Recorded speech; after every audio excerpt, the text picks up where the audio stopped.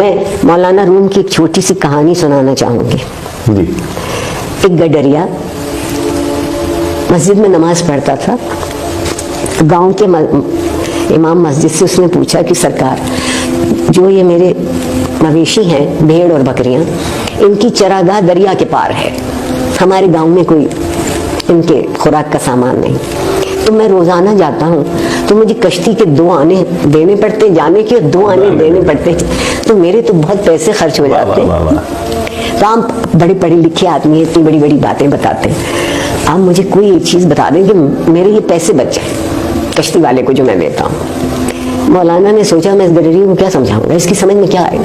کہا بسم اللہ الرحمن الرحیم کہہ کے اپنے مویشی بھی اور خود بھی دریا میں اتر جائے گا.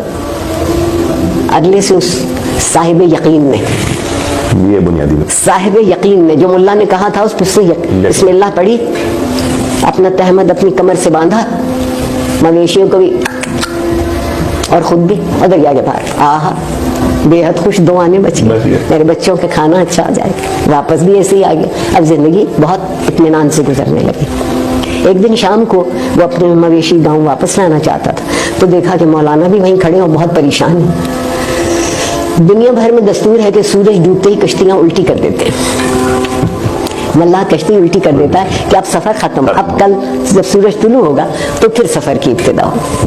غروب ہو چکا تھا سورج. انہوں نے دیکھا یہ اپنے پورے ریوڑ کے ساتھ مزے میں گوالا گاتا ضرور ہے, ریوڑ والا گاتا ضرور ہے, اس کی طبیعت میں موج ہوتی ہے. یہ چلا آ رہا, تو اس سے پوچھا کہ تم کیسے پار جاؤ گے. یہ تو کشتیاں الٹی کر گئے, کوئی ملا نظر نہیں آتا, کوئی کشتی نہ. اس نے کہا واہ مولوی صاحب واہ, مجھے تو آپ نے ہی بتایا تھا کہ بسم اللہ پڑھ کے دریا میں خود بھی اتر جانا, مویشی بھی ہو تم پار ہو جاؤ. تو آپ بھی بسم اللہ پڑھیے, چلیے میرے ساتھ.